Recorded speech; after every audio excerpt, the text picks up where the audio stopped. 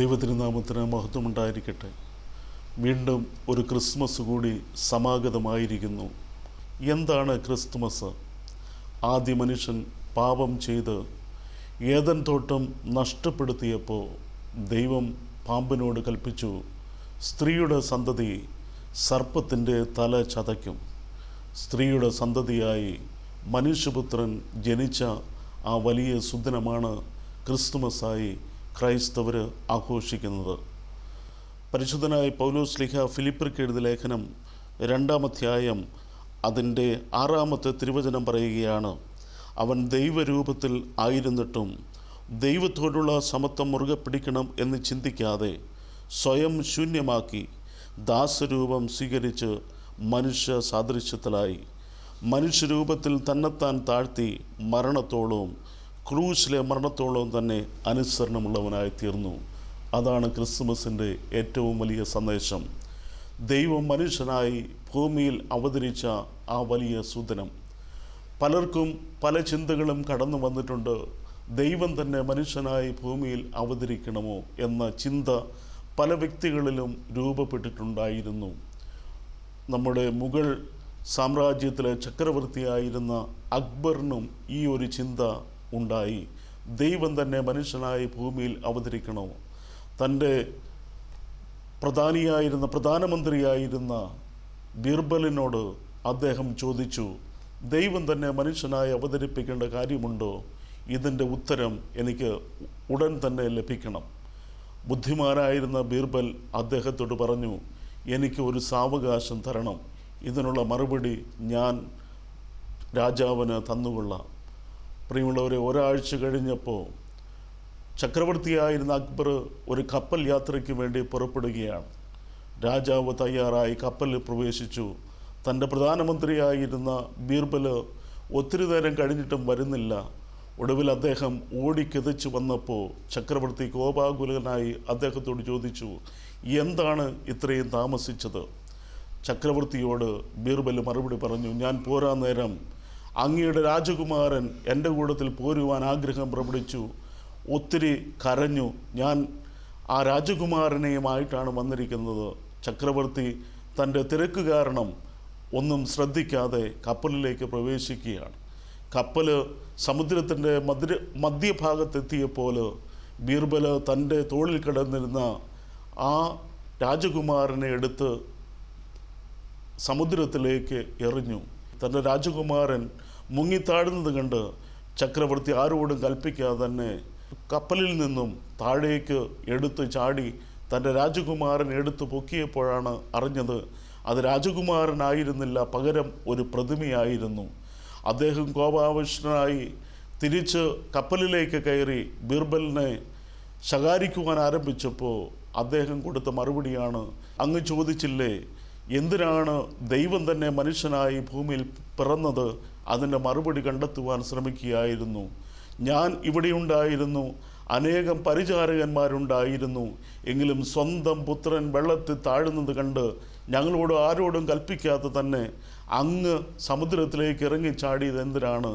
അതുപോലെ തന്നെയാണ് ദൈവം തൻ്റെ മക്കൾ നരകത്തിലേക്ക് പോകണം എന്നുള്ള ഒരു ആഗ്രഹമില്ലാത്തത് കൊണ്ട്, തൻ്റെ മക്കളെ രക്ഷിക്കണമെന്നുള്ളൊരു ആഗ്രഹമുള്ളത് കൊണ്ട് സ്വന്തം പുത്രനെ തന്നെ ഈ ലോകത്തിലേക്ക് അയച്ചു. അപ്പോഴാണ് അക്ബർ രാജാവിന് അതിനൊരു മറുപടി കിട്ടിയത്. പ്രിയമുള്ളവരെ, നമ്മളെ രക്ഷിക്കുവാൻ, സ്വർഗത്തിൻ്റെ അവകാശികളാക്കി തീർക്കുവാൻ, നരകത്തിൽ നിന്നും നമ്മളെ രക്ഷിക്കുവാൻ വേണ്ടി ദൈവം തൻ്റെ പുത്രനെ ഈ ലോകത്തിലേക്ക് അയച്ചു. അതാണ് ക്രിസ്മസിൻ്റെ ഏറ്റവും വലിയ സന്ദേശം എന്ന് പറയുന്നത്. താൻ തിരഞ്ഞെടുത്തത് ഒരു മാതൃകയുള്ള ഒരു കുടുംബത്തെയാണ്. മറിയം എന്ന് പറഞ്ഞ പെൺകുട്ടിയെക്കുറിച്ച് നമുക്കെല്ലാവർക്കും സുപരിചിതമാണ്. ദൈവം മറിയമിനെ തന്നെ തിരഞ്ഞെടുക്കുവാൻ കാരണം കേവലം 3-ാമത്തെ വയസ്സിൽ മാതൃകയുള്ള ഒരു അപ്പൻ്റെയും അമ്മയുടെയും മകളായി ജനിച്ച മറിയം 3 വയസ്സുള്ളപ്പോൾ ചരിത്രം നമ്മളെ സാക്ഷ്യപ്പെടുത്തുകയാണ്. 3 വയസ്സുള്ള മറിയം എന്ന് പറഞ്ഞ പെൺകുട്ടിയുമായി മാതാപിതാക്കൾ യെരുശലേം ദേവാലയത്തിൻ്റെ അടുക്കിലേക്ക് വന്നപ്പോൾ 3 വയസ്സുള്ള ആ പെൺകുട്ടി യെരുശലേം ദേവാലയത്തിൻ്റെ പടികൾ ചവിട്ടിക്കയറി ദൈവത്തെ സ്തുതിച്ചുകൊണ്ട് ആലയത്തിലേക്ക് പ്രവേശിച്ചു. 13 വയസ്സ് വരെ ആ മറിയം എന്ന് പറഞ്ഞ പെൺകുട്ടിയുടെ കണ്ണുകൾ കണ്ടത് ദൈവത്തിൻ്റെ തേജസ്സായിരുന്നു. ആ മറിയമിൻ്റെ കണ്ണുകൾ കണ്ടത് ദൈവത്തിൻ്റെ മുഖമായിരുന്നു. ആ മറിയത്തിൻ്റെ കൈകൾ ഉയർത്തിയത് ദൈവത്തെ സ്തുതിക്കുവാൻ വേണ്ടിയായിരുന്നു. ആ മറിയത്തിൻ്റെ അധരങ്ങൾ ചലിച്ചത് ദൈവവചനത്തെ പ്രകീർത്തിക്കുവാനായിരുന്നു. ആ മറിയത്തിൻ്റെ കാലുകൾ ചലിച്ചത് ദൈവ ആരാധനയ്ക്ക് വേണ്ടിയായിരുന്നു. ആ മറിയത്തിൻ്റെ ജീവിതം ആഗ്രഹിച്ചത് ബലിപീഠത്തിൻ്റെ സന്നിധിയിൽ കഴിച്ചുകൂട്ടുവാനായിരുന്നു. അതുകൊണ്ട് ആ മറിയത്തിന് ദൈവം തിരഞ്ഞെടുത്തു. ഗബ്രിയേൽ മാലാഖ ആ മറിയം എന്താണെന്ന് പറഞ്ഞ പെൺകുട്ടിയുടെ അടുക്കിലേക്ക് കടന്നു വന്ന് ദിവ്യമായ ദൂതറിയിച്ചപ്പോൾ, കൃപ നിറഞ്ഞവളെ നിനക്ക് സമാധാനം എന്ന് പറഞ്ഞ് മറിയം ദൈവദൂതനെ കണ്ട് പരിഭ്രമിച്ചു. വിശുദ്ധ വചനം നമ്മളെ ഓർമ്മപ്പെടുത്തുന്നത് ദാവീദ് ഗ്രഹത്തിലുള്ള യൗസേപ്പ് എന്ന പുരുഷന് വിവാഹം നിശ്ചയിച്ചിരുന്ന കന്യകയുടെ അടുക്കൽ അയച്ചു. ആ കന്യകയുടെ പേര് മറിയമെന്നായിരുന്നു. ദൂതൻ അവളുടെ അടുക്കൽ ചെന്ന്, കൃപ ലഭിച്ചവളെ നിനക്ക് വന്ദനം, കർത്താവ് നിന്നോട് കൂടെയുണ്ട് എന്ന് പറഞ്ഞു. അവൾ ആ വാക്ക് കേട്ട് പരിഭ്രമിച്ചു. ഇതെന്തൊരു വന്ദനമെന്ന് വിചാരിച്ചു. ദൂതൻ അവളോട്, മറിയമേ ഭയപ്പെടേണ്ട, നിനക്ക് ദൈവത്തിൻ്റെ കൃപ ലഭിച്ചു. നീ ഗർഭം ധരിച്ച് ഒരു മകനെ പ്രസവിക്കും, അവനെ യേശു എന്ന് പേര് വിളിക്കണം. അവൻ വലിയവനാകും, അത്യുന്നതൻ്റെ പുത്രൻ എന്ന് വിളിക്കപ്പെടും. കർത്താവായ ദൈവം അവൻ്റെ പിതാവായ ദാവീദിൻ്റെ സിംഹാസനം അവന് കൊടുക്കും. അവൻ യാക്കോബ് ഗ്രഹത്തിൽ എന്നേക്കും രാജാവായിരിക്കും. അവൻ്റെ രാജ്യത്വത്തിന് അവസാനം ഉണ്ടാകുകയില്ല എന്ന് പറഞ്ഞു. ദൂതൻ ഇത് പറഞ്ഞപ്പോൾ നിഷ്കളങ്കയായ മറിയം ഒരു മറുചോദ്യം ചോദിച്ചു. ഒരു പുരുഷനെ അറിയായതുകൊണ്ട് ഇതെങ്ങനെ സംഭവിക്കും? ഒരു നിഷ്കളങ്ക ഹൃദയത്തിൻ്റെ ഒരു ചോദ്യമാണ്. മറിയം ദൂതനോട് ചോദിച്ച ചോദ്യത്തിന് ദൂതൻ മറുപടി കൊടുക്കുകയാണ്. പരിശുദ്ധാത്മാവ് നിൻ്റെ മേൽ വരും, അത്യുന്നതൻ്റെ ശക്തി നിൻ്റെ മേൽ നിഴലിക്കും. ആകയാൽ നിനക്ക് ജനിക്കുവാൻ പോകുന്ന വിശുദ്ധ സന്തതി ദൈവപുത്രനെന്ന് വിളിക്കപ്പെടും. ആ നിഷ്കളങ്കമായ ചോദ്യത്തിന് ദൂതൻ കൊടുത്ത മറുപടിയാണ്. പ്രിയമുള്ളവർ, അവരുടെ മനസ്സിലൂടെ അനവധിയായ വിചാരങ്ങൾ കടന്നുപോയി. ഒരു കന്യക ഗർഭം ധരിച്ചാൽ യഹൂദ നിയമപ്രകാരം പൊതുജന സമൂഹ മധ്യത്തിൽ അവൾ ആക്ഷേപിക്കപ്പെടും, അവളെ കല്ലെറിഞ്ഞു കൊല്ലും. പക്ഷേ ദൈവത്തിൻ്റെ ദൂതനാണ് പറഞ്ഞെന്നുള്ളൊരു ബോധ്യത്തോടു കൂടി അവൾ പറയുകയാണ്, ഞാൻ കർത്താവിൻ്റെ ദാസി, നിൻ്റെ ഇഷ്ടം പോലെ എനിക്ക് ഭവിക്കട്ടെ. കല്ലെറിയുമെങ്കിൽ കല്ലെറിഞ്ഞോട്ട്, എന്നെ കൊല്ലുമെങ്കിൽ കൊന്നോട്ട്, പക്ഷെ ദൈവത്തിൻ്റെ വാക്കുകൾ അനുസരിക്കുവാൻ ആ യുവതി തയ്യാറായി. അതാണ് പരിശുദ്ധിയായ മർത്തമറിയം അമ്മയുടെ ജീവിതം. എത്ര നിഷ്കളങ്കമായ ജീവിതം, ദൈവത്തിൽ അടിയുറച്ച വിശ്വാസം.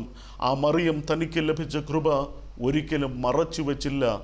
ആ സമയം തന്നെ തൻ്റെ ചാർച്ചക്കാരിയായിരുന്ന എലിസബത്തിന് ദൈവത്തിൻ്റെ കൃപ ലഭിച്ചു. പക്ഷേ കൃപ ലഭിച്ച എലിസബത്ത് ആ കൃപ ഒളിച്ചു വെച്ചു. പക്ഷേ മറിയം തനിക്ക് ലഭിച്ച കൃപ അത് തൻ്റെ സമൂഹത്തിന് പകരുവാൻ വേണ്ടി തൻ്റെ ചാർച്ചക്കാരിയായ എലിസബത്തിൻ്റെ ഭവനത്തിലേക്ക് യാത്ര ചെയ്യുകയാണ്. തനിക്ക് ലഭിച്ച കൃപ പകർന്നു കൊടുക്കുവാൻ വേണ്ടി, സമൂഹത്തിന് തൻ്റെ ചാർച്ചക്കാരിയോട് പകർന്നു കൊടുക്കുവാൻ വേണ്ടി എലിസബത്തിനെ സന്ദർശിക്കുന്നു. എലിസബത്തിൻ്റെ അടുക്കൽ ചെന്ന് മാതാവ് മർത്തമറിയം അമ്മ വന്ദനസ്വരം അറിയിച്ചപ്പോൾ തന്നെ എലിസബത്തിൻ്റെ ഉള്ളിലുണ്ടായിരുന്ന പ്രജ പരിശുദ്ധാത്മാവ് കൊണ്ട് നിറഞ്ഞ്, അവളുടെ ഉള്ളിലുള്ള പ്രജ പരിശുദ്ധാത്മാവ് കൊണ്ട് തുള്ളിച്ചാടി. അപ്പോൾ മറിയത്തിന് മറുപടി കൊടുത്ത എലിസബത്തിൻ്റെ വാക്കുകൾ വളരെ ശ്രദ്ധേയമാണ്. എൻ്റെ കർത്താവിൻ്റെ അമ്മ എൻ്റെ അടുക്കൽ വരുന്നതിനുള്ള ഭാഗ്യം എനിക്ക് എവിടെ നിന്നുണ്ടായി? കർത്താവ് തന്നോട് അരുളി ചെയ്തതിന് നിവൃത്തി ഉണ്ടാകുമെന്ന് വിശ്വസിച്ചവൾ, അത് ഒരു കന്യകയാകുന്ന പെൺകുട്ടി. അവൾക്ക് മറുപടി കൊടുത്ത എലിസബത്തിൻ്റെ വാക്കുകളാണ്, കർത്താവ് തന്നോട് അരുളി ചെയ്തത് ഉണ്ടാകുമെന്ന്, നിവൃത്തിയാകുമെന്ന് വിശ്വസിച്ചവൾ. അമ്മയുടെ ജീവിതം അതായിരുന്നു, വിശ്വാസമുള്ള ഒരു ജീവിതം. കർത്താവ് തന്നോട് അരുളി ചെയ്തതെല്ലാം നിവൃത്തിയാകുമെന്ന് വിശ്വസിച്ചവൾ ഭാഗ്യവതിയായി. 2000 വർഷങ്ങൾ പിന്നിട്ടിട്ടും അമ്മയെന്ന് ലോകം വിളിക്കുകയാണ് ഭാഗ്യവതിയായ മർത്തമറിയം അമ്മ. ആ അമ്മയുടെ മകനായി പിറക്കുവാൻ ദൈവം തിരഞ്ഞെടുത്തത് ആ മാതൃകയുള്ള ഒരു പെൺകുട്ടിയെ. വീണ്ടും തനിക്ക് വിവാഹം നിശ്ചയിച്ചിരുന്ന യൗസേപ്പിനെ കുറിച്ച് വിശുദ്ധ വചനം രേഖപ്പെടുത്തിയിരിക്കുന്നത് അവൻ നീതിമാനായിരുന്നു. പ്രിയമുള്ളവരെ, തനിക്ക് വിവാഹം നിശ്ചയിക്കപ്പെട്ടിരിക്കുന്ന മറിയം ഗർഭിണിയാണെന്നറിഞ്ഞപ്പോൾ അവളെ ഗൂഢമായി രഹസ്യമായി ഉപേക്ഷിക്കുവാൻ യൗസേപ്പ് തീരുമാനിച്ചു. പക്ഷേ വിശുദ്ധ വചനം രേഖപ്പെടുത്തിയിരിക്കുന്നു, അവൻ നീതിമാനായിരുന്നു. അവൻ കിടന്നുറങ്ങുകയാണ്. തൻ്റെ മനസ്സിലൂടെ ഒത്തിരി പ്രതിസന്ധികൾ കടന്നുപോയി. തനിക്ക് വിവാഹം നിശ്ചയിക്കപ്പെട്ടിരിക്കുന്ന മറിയം ഗർഭിണിയാണെന്നറിഞ്ഞപ്പോഴും വിശുദ്ധ വചനം രേഖപ്പെടുത്തിയിരിക്കുന്നു, യൗസേപ്പ് കിടന്ന് ഉറങ്ങുകയാണ്. ദൈവശാസ്ത്രവും അതുപോലെ തന്നെ വൈദ്യശാസ്ത്രവും കൽപ്പിക്കപ്പെട്ടിരിക്കുന്നത്, ഒരു മനുഷ്യൻ സ്വപ്നം കാണണമെങ്കിൽ ഡീപ്പ് സ്ലീപ്പ്, ഗാഢമായ നിദ്ര ഉണ്ടാകണം. ഇത്രയും പ്രശ്നങ്ങളിലൂടെ കടന്നുപോയ മനുഷ്യൻ സ്വപ്നം കാണണമെങ്കിൽ അതൊന്നുമില്ലാതെ അവൻ വളരെ സുഖമായ നിദ്രയിലായിരുന്നു. ഇതാണ് യൗസേപ്പിൻ്റെ ജീവിതം. പ്രിയമുള്ളവർ, ഇന്ന് നമ്മുടെ ജീവിതത്തിൽ അനേകം പ്രതിസന്ധികളും പ്രശ്നങ്ങളും കടന്നു വരുമ്പോൾ ഉറങ്ങുവാൻ പോലും സാധിക്കാതെ ജീവിതം മുന്നോട്ട് നീങ്ങുകയാണ്. ഇന്ന് ലോകത്തിൽ ഏറ്റവും കൂടുതൽ വിൽക്കപ്പെടുന്ന ഗുളിക സ്ലീപ്പിംഗ് പിൽസുകളാണ്. മനുഷ്യന് ഉറക്കം പറ്റുന്നില്ല.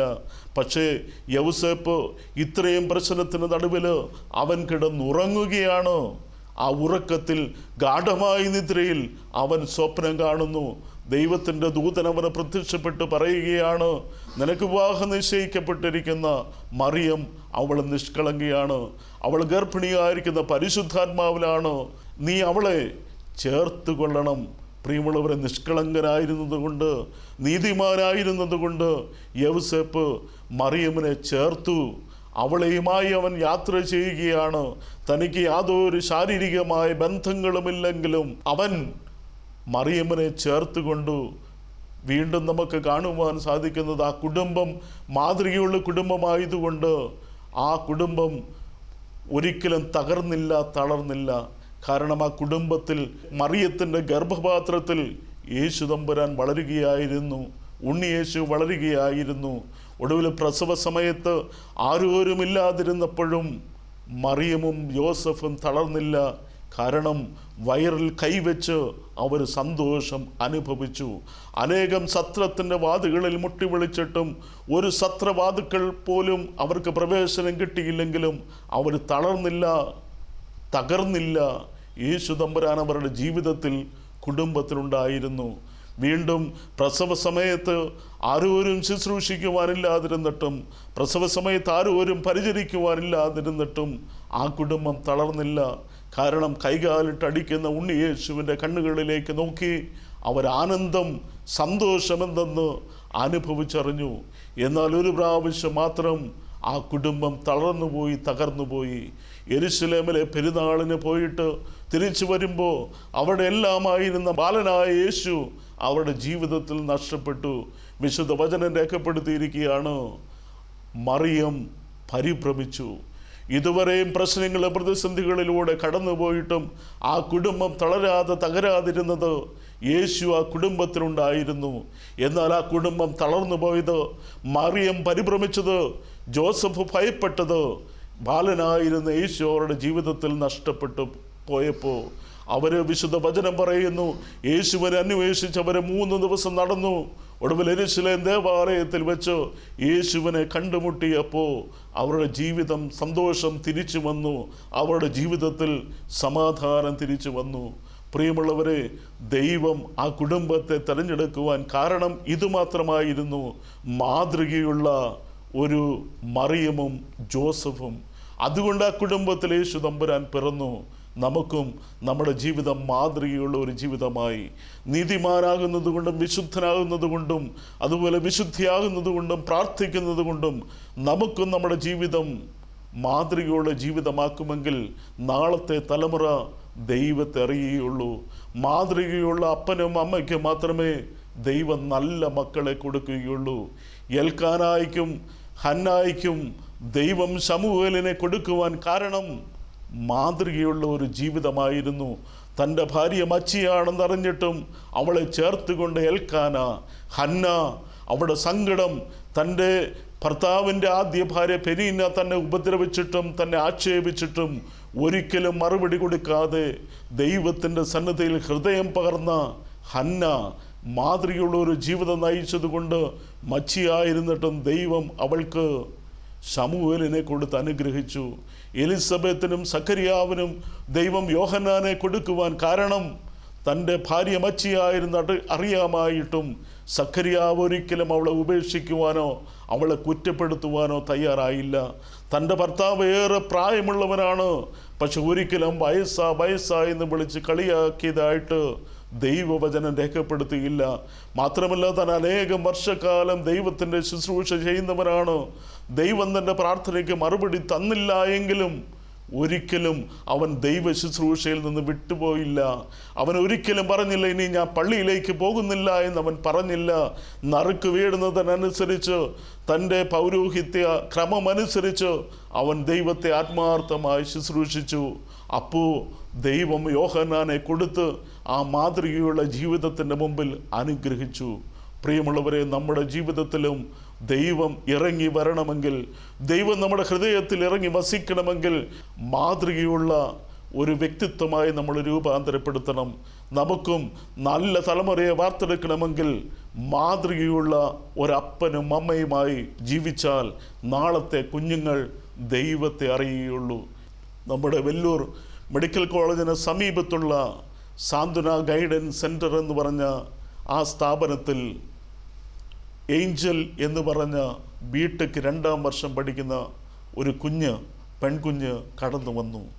ഏഞ്ചൽ എന്ന് പറഞ്ഞ കുഞ്ഞ് അസൽ മാലാഖയെ പോലെ സുന്ദരി, അതുപോലെ തന്നെ ഇത്ര നല്ല സ്വഭാവമുള്ള ഒരു കുഞ്ഞ്, ആരോടും ഒരു പ്രാവശ്യം സംസാരിച്ചാൽ ഒരിക്കലും മറന്നു പോകാത്ത ഒരു വ്യക്തിത്വം, അപ്പനും അമ്മയും അതുപോലെ ഭക്തിയുള്ള ഒരു കുടുംബം.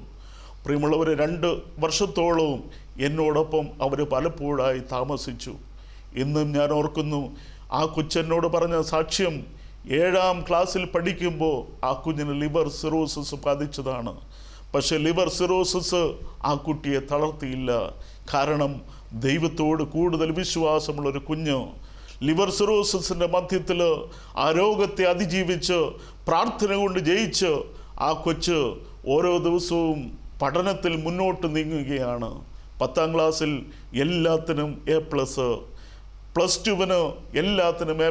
ക്ലാസ്സിൽ പോകുന്നത് വളരെ ചുരുക്കം, പലപ്പോഴും വീട്ടിലിരുന്നാണ് പഠിത്തം. പക്ഷെ അത്രയ്ക്കും ബുദ്ധിമതിയായ, അത്രയ്ക്കും വിനയമുള്ള ഒരു കുഞ്ഞ്. അതിന് ബിടെക്കിന് അഡ്മിഷൻ കിട്ടിയപ്പോഴാണ് രോഗം വീണ്ടും ഗുരുതരാവസ്ഥയിലെത്തി വെല്ലൂർ സെൻറ്ററിൽ കടന്നു വരുന്നത്. എന്നോടൊപ്പം ആ കുഞ്ഞ് 2 വർഷത്തോളവും താമസിച്ചു. കൊച്ചിനെക്കുറിച്ച് പറയുകയാണെങ്കിൽ നമ്മുടെ സെൻറ്ററിൽ നടക്കുന്ന സന്ധ്യാപ്രാർത്ഥനയിൽ നിമിഷ പ്രാർത്ഥന ചെല്ലുന്ന ഒരു കൊച്ച്, ഇതുപോലെ പാട്ടുപാടുന്ന ഒരു കൊച്ച്, മാത്രമല്ല തൻ്റെ രോഗാവസ്ഥയിലായിരുന്നിട്ടും അയൽവക്കത്തെ റൂമുകളിലുള്ളവരോടൊക്കെയും യേശുവിനെക്കുറിച്ച് പറയുവാൻ താല്പര്യമുള്ള, എല്ലാവരോടും സംസാരിക്കുവാൻ താല്പര്യമുള്ള ഒരു കൊച്ച്. 2016 നവംബർ മാസം അവസാനമായപ്പം വളരെ സിക്കായി വെല്ലൂർ മെഡിക്കൽ കോളേജിലെ ക്യാൻസർ വാർഡിൽ ആ കൊച്ച് അഡ്മിറ്റായി. ക്രിസ്മസ് പ്രോഗ്രാം ഡിസംബർ 3-ാം തീയതി നമ്മുടെ സെൻറ്ററിൽ വെച്ച് നടക്കുകയാണ്. ആ കൊച്ച് എന്നെ വിളിച്ചിട്ട് പറഞ്ഞു, തിരുമേനി, എനിക്കൊരു ഉപകാരം ചെയ്യണം. എനിക്ക് ഈ വർഷത്തെ നമ്മുടെ സെൻറ്ററിൽ വെച്ച് നടക്കുന്ന ക്രിസ്മസ് പ്രോഗ്രാമിന് എനിക്കും പങ്കെടുക്കണം. ഇനി ഒരിക്കൽ കൂടി പങ്കെടുക്കുവാൻ പറ്റുമോ എന്നെനിക്ക് തോന്നുന്നില്ല. അതുകൊണ്ട് ആ കൊച്ചനോട് പേഴ്സണലി ഫോണിൽ വിളിച്ചിട്ട് പറഞ്ഞു, തിരുമേനി ഡ്യൂട്ടി ഡോക്ടറോട് പറഞ്ഞ് അതിനുള്ള ക്രമീകരണം ചെയ്യണം. ആ കൊച്ചൻ്റെ വാക്കുകൾക്ക് മുമ്പിൽ, അത്രയ്ക്കും സ്നേഹവും അടുപ്പവും നല്ല ഒരു വിശ്വാസമുള്ളൊരു കുഞ്ഞിൻ്റെ വാക്കുകൾക്ക് മുമ്പിൽ ഞാൻ ഡോക്ടറോട് പറഞ്ഞ് നമ്മുടെ ക്രിസ്മസ് പ്രോഗ്രാം നടക്കുന്ന അന്ന് വൈകുന്നേരം ഒരു 5 മണിക്കൂർ സമയം ഡോക്ടറോട് റിക്വസ്റ്റ് ചെയ്ത് ഞാൻ ആ കുഞ്ഞിനെ നമ്മുടെ സെൻറ്ററിലേക്ക് കൊണ്ടുവരികയാണ്. ഡോക്ടറോട് ചോദിച്ചപ്പോൾ തന്നെ ഡോക്ടർ നോ പറഞ്ഞു. പക്ഷേ എൻ്റെ നിർബന്ധത്തിന് വഴങ്ങി ഡോക്ടർ തിരിച്ച് ആ കുഞ്ഞിനെ നമ്മുടെ സെൻറ്ററിലേക്ക് കൊണ്ടുവരുവാൻ അനുവാദം തന്നു. നമ്മുടെ സെൻറ്ററിൽ നടക്കുന്ന ക്രിസ്മസ് പ്രോഗ്രാമിന് ആ കുഞ്ഞ് പങ്കെടുത്തു. ആദ്യോടന്തം ഒത്തിരിയേറെ വേദന കടന്നു പോകുന്നുണ്ട്. പക്ഷെ അതെല്ലാം മറന്ന ആ കുഞ്ഞ് ക്രിസ്മസ് പ്രോഗ്രാമിന് പങ്കെടുത്തു കഴിഞ്ഞപ്പോൾ അന്ന് ഷാർജ സെൻറ്റ് മേരീസ് സുനോറോ കത്തീഡ്രൽ പള്ളിയിൽ നിന്നും അനേകർ നമ്മുടെ സെൻറ്ററിൽ അന്ന് വന്നിട്ടുണ്ടായിരുന്നു. അവരോടെല്ലാം വാതോരാതെ സംസാരിച്ചു ആ കുഞ്ഞ്. അത് കഴിഞ്ഞിട്ട് അവർ പോയി കഴിഞ്ഞപ്പോൾ എന്നോട് ഒന്ന് പറഞ്ഞു, ഇനി തിരുമേനി എനിക്ക് അധികം നാൾ ഇല്ല എന്നാണ് തോന്നുന്നത്. തിരുമേനി എനിക്ക് വേണ്ടി പ്രാർത്ഥിക്കണം, കാരണം ദൈവത്തിൻ്റെ കൃപ എനിക്ക് വേണം. ഞാൻ കരഞ്ഞാൽ എൻ്റെ അമ്മ ഒരിക്കലും സഹിക്കത്തില്ല. എൻ്റെ അമ്മ ഇതുവരെ പിടിച്ചു നിൽക്കുന്നത് എൻ്റെ കണ്ണിൽ നിന്നും ഒരു തുള്ളി കണ്ണുനീര് വരാത്തത് കൊണ്ടാണ്. അപ്പൻ ഗൾഫിലാണ്, ആരോരും സഹായത്തിനില്ല. അപ്പോൾ ഞാൻ ആ കൊച്ചിനോട് പറഞ്ഞു, ഞാൻ പ്രാർത്ഥിക്കാം. പ്രിയമുള്ളവർ, അന്ന് രാത്രി തന്നെ ആ കുഞ്ഞിനെ വെല്ലൂർ മെഡിക്കൽ കോളേജിൽ തിരിച്ച് അഡ്മിറ്റ് ചെയ്തു. ഞാൻ അന്ന് 7-ാം തീയതി തിരിച്ചു പോരുകയാണ്. തിരിച്ചു പോരാൻ നേരം മമ്മി എന്നെ വിളിച്ചിട്ട് പറഞ്ഞു, ഏഞ്ചലിൻ്റെ മമ്മി എന്നെ വിളിച്ചിട്ട് പറഞ്ഞു, തിരുമേനിയെ ഒരിക്കൽ കൂടി അവൾക്ക് കാണണമെന്നാണ് പറഞ്ഞിരിക്കുന്നത്. തിരുമേനി തീർച്ചയായും വരണം. ഞാൻ കടന്നു ചെന്ന് അവളെ കണ്ടപ്പോൾ തന്നെ എൻ്റെ കണ്ണിൽ നിന്നും കണ്ണുനീര് വന്നു. കാരണം സംസാരിക്കുവാൻ വയ്യാത്ത അവസ്ഥയിൽ അവൾ എന്നോട് പറഞ്ഞു, ചെവി ഇങ്ങോട്ടേക്ക് അടുത്ത് വെക്ക്, എനിക്ക് ഒച്ചത്തിൽ സംസാരിക്കാൻ പറ്റുന്നില്ല. ഞാൻ ചെവി അവളുടെ ചുണ്ടോട് ചേർത്ത് വിളിച്ചപ്പോൾ അവൾ എന്നോട് പറഞ്ഞു, തിരുമേനി എനിക്ക് വേണ്ടി പ്രാർത്ഥിക്കണം, ദൈവകൃപയ്ക്ക് വേണ്ടി, നല്ലൊരു അന്ത്യത്തിന് വേണ്ടി പ്രാർത്ഥിക്കണം. ഞാൻ ആ കൊച്ചിനോട് പറഞ്ഞു, മോൾ ഒരിക്കലും അങ്ങനെ പറയരുത്, ദൈവം അത്ഭുതം പ്രവർത്തിക്കട്ടെ. പക്ഷേ ആ കൊച്ചനോട് വീണ്ടും പറഞ്ഞു, തിരുമേനി ഒരിക്കലും പ്രാർത്ഥിക്കാതിരിക്കരുത്, ദൈവകൃപയ്ക്ക് വേണ്ടി എനിക്ക് വേണ്ടി പ്രാർത്ഥിക്കണം, നല്ലൊരു അന്ത്യത്തിന് വേണ്ടി എനിക്ക് വേണ്ടി പ്രാർത്ഥിക്കണം. തിരുമേനി ഞാൻ മരിച്ചുവെന്നറിയുമ്പോൾ എൻ്റെ ശവസംസ്കാരത്തിന് വരുവാൻ പറ്റുമെങ്കിൽ വരണം. ആ സമയത്തിന് വരാൻ പറ്റിയില്ലെങ്കിൽ എന്നെങ്കിലും എൻ്റെ വീട്ടിൽ വന്ന് എൻ്റെ അമ്മയെ ഒന്ന് ആശ്വസിപ്പിക്കണം. കാരണം 7-ാം ക്ലാസ് മുതൽ എൻ്റെ അമ്മ അനുഭവിക്കുന്ന വേദനയാണ്. അതുകൊണ്ട് തിരുമേനി അമ്മയെ ഒന്ന് ആശ്വസിപ്പിക്കാൻ വരണം. നിർഭാഗ്യവശാൽ ആ കൊച്ച് ഡിസംബർ 10-ാം തീയതി ലോകത്ത് നിന്ന് വേർപെട്ടു. ആ കൊച്ചിൻ്റെ ശവസംസ്കാരത്തിന് പങ്കെടുക്കുവാൻ എനിക്ക് സാധിച്ചില്ല. എങ്കിലും 3 ദിവസത്തിന് ശേഷം ആ വീട്ടിൽ ചെന്ന് ഞാൻ പ്രാർത്ഥിച്ചു. അത് കഴിഞ്ഞ് അവളെ ശുശ്രൂഷിച്ചു കൊണ്ടിരുന്ന ഇൻറ്റൻസീവ് കെയർ യൂണിറ്റിലെ ഡോക്ടർ എന്നെ കണ്ടപ്പോൾ എന്നോട് പറഞ്ഞ വാക്കുകൾ എന്താണെന്നറിയാവോ? തിരുമേനി, ഇതുപോലൊരു കുഞ്ഞ് മരിക്കുന്നത് ഞാൻ കണ്ടിട്ടില്ല. ചിരിച്ചുകൊണ്ട് മരിക്കുന്ന ഒരു കുഞ്ഞ്, അവളുടെ മുഖം മരണസമയത്ത് അങ്ങ് സൂര്യനെ പോലെ കത്തിജ്വലിച്ചു. ഇതുപോലെ ചിരിച്ചുകൊണ്ട് എന്തോ ഒരു സൗഭാഗ്യ തീരത്തേക്ക് പോകുന്നത് പോലെ അനേകം മരണത്തിന് ഞാൻ സാക്ഷ്യം നിന്നിട്ടുണ്ട്. പക്ഷെ ഇതുപോലെ ചിരിച്ചുകൊണ്ട് മുഖമിത്രയും ശോഭിച്ചുകൊണ്ട് മരിക്കുന്ന ഒരു കുഞ്ഞിനെ ഞാൻ എൻ്റെ ജീവിതത്തിൽ കണ്ടിട്ടില്ല. പ്രിയമുള്ളവരെ, ആ കുഞ്ഞിന് അതിനെ യോഗ്യമാക്കി തീർത്തത് മാതൃകയുള്ള ഒരു അപ്പനും അമ്മയും, മാതൃകയുള്ള ഒരു ജീവിതം. എനിക്കും ഈ ക്രിസ്മസ് ആശംസിക്കുവാനുള്ളത്, മാതൃകയുള്ള ഒരു വ്യക്തികളായി നമുക്കും രൂപാന്തരപ്പെടാം. നമ്മുടെയൊക്കെ ഹൃദയങ്ങളിൽ ഉണ്ണിയേശു വന്ന് പിറക്കട്ടെ. യേശുവിനെ സാക്ഷ്യപ്പെടുത്തുന്ന, യേശുവിനെ സമൂഹത്തിന് ചൂണ്ടിക്കാണിച്ചു കൊടുക്കുന്ന ചൂണ്ട് പലകകളായി നമുക്കും മാറാം. അതിന് ദൈവത്തിൻ്റെ പരിശുദ്ധാത്മാവ് നമ്മളെയും സഹായിക്കട്ടെ എന്ന് പ്രാർത്ഥിച്ചുകൊണ്ട് എൻ്റെ വാക്കുകൾ ഞാൻ ഉപസംഹരിക്കുന്നു. ദൈവം അനുഗ്രഹിക്കട്ടെ. എല്ലാ ക്രിസ്മസ് ആശംസകളും എല്ലാ പുതുവത്സര ആശംസകളും ഞാൻ വിനയത്തോടെ നേരുന്നു. ഭൂവിതിൽ സ്നേഹം പിറക്കട്ടെ, ഭൂമിയിൽ ശാന്തത വാഴട്ടെ, ഭൂവാസികൾ നന്മയാൽ നിറഞ്ഞിടട്ടെ. ഭൂവിതിൽ സ്നേഹം പിറക്കട്ടെ, ഭൂമിയിൽ ശാന്തത വാഴട്ടെ, ഭൂവാസികൾ നന്മയാൽ നിറഞ്ഞിടട്ടെ. ദൂരെ ദൂരെ ദൂരെ മിന്നിത്തെന്നും താരങ്ങൾ കേൾക്കുന്നിതാ, ദൂരെ ദൂരെ വാനിൽ നിന്നും ഗീതങ്ങൾ. മഞ്ഞണിയുന്ന ഈ സുദിനം മാനവരക്ഷകൻ പിറന്ന ദിനം. മഞ്ഞണിയുന്ന ഈ സുദിനം മാനവരക്ഷകൻ പിറന്ന ദിനം.